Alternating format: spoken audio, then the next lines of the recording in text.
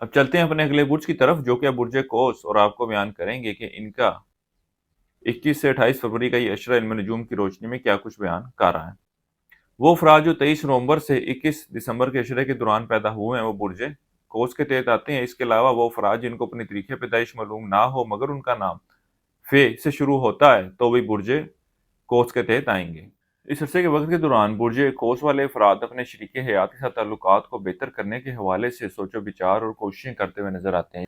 اس عرصے کے وقت کے دوران عشق و محبت سے وابستہ افراد کے آپسی تعلقات میں کچھ خرابی آتی ہوئی نظر آ رہی ہے، آپس میں کچھ مس انڈرسٹینڈنگ پیدا ہوتی ہوئی نظر آتی ہے، اور معاملات جو ہیں فی الوقت اس عشرے کے دوران کوئی مثبت صورتحال کی نشاندہی نہیں کر رہے۔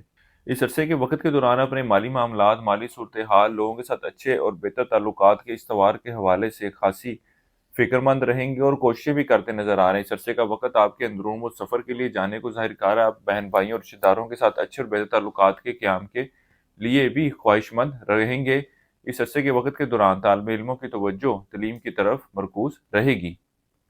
اعلیٰ تعلیم حاصل کرنے والے طالب علموں کے تعلیمی میدان میں کارکردگی کو اتنی متاثر کن نہ ہوگی۔ وہ افراد جو بیرون ملک جانے کے خواہش مند ہیں، اس عشرے کے وقت کے دوران ان کی یہ کوششیں رائے گاہ جاتی ہوئی نظر آتی ہیں۔ اس کے علاوہ اس عرصے کے وقت کے دوران آپ کا گھریلو ماحول کچھ ڈسٹرب رہے گا۔ آپ جس گھریلو سکون کی تلاش میں ہوں گے وہ آپ کو ملتا ہوا نظر نہیں آ رہا۔ اس کے ساتھ ہی ساتھ وہ افراد جو سواری یا مکان کی خرید و فروخت کا ارادہ رکھتے ہیں، اس عشرے کے وقت کے دوران یہ معاملات بھی ٹلتے ہوئے نظر آ رہے ہیں۔ ان معاملات کے حوالے سے بھی کوئی مثبت پیش رفت ہوتی ہوئی نظر نہیں آتی۔ اس عشرے کا وقت کاروباری معاملات کے حوالے سے بھی کچھ مشکلات کی طرف اشارہ کر رہا ہے۔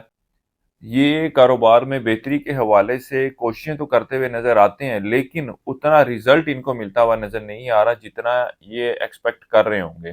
اس کے علاوہ اس عشرے کے دوران آپ نے غیر ضروری اخراجات کو قابو میں کرنے کے حوالے سے بھی سوچ و بچار کرتے ہوئے نظر آئیں گے اور کوششیں بھی کرتے نظر آ رہے ہیں۔ اس کے علاوہ اس عشرے کے وقت کے دوران آپ کی کوشش ہوگی کہ لوگوں کے ساتھ اچھے اور بہتر تعلقات استوار کیے جائیں، اور اس عشرے کے وقت کے دوران آپ دشمنوں مخالفوں سے مقابلے کی پوزیشن میں بھی نظر آتے ہیں۔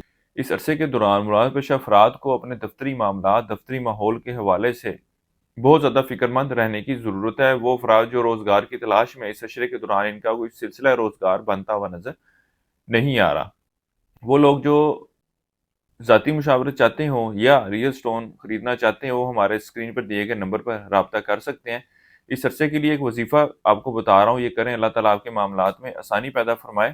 یا اللہ یا مصور، 3 تسمیہ آپ نے سی کرنی ہے روزانہ فجر کی نماز کے بعد۔ اللہ تعالیٰ سے دعا کریں کہ اللہ تعالیٰ آپ کے معاملات میں بہتری فرمائے۔ اس کے علاوہ حسب توفیق میٹھی چیز کا صدقہ کرتے رہیں۔ اس عرصے کی 7 تاریخ آپ کی 26 فروری کی ہے۔ اس عرصے کی 29 تاریخ آپ کی 28 فروری کی ہے۔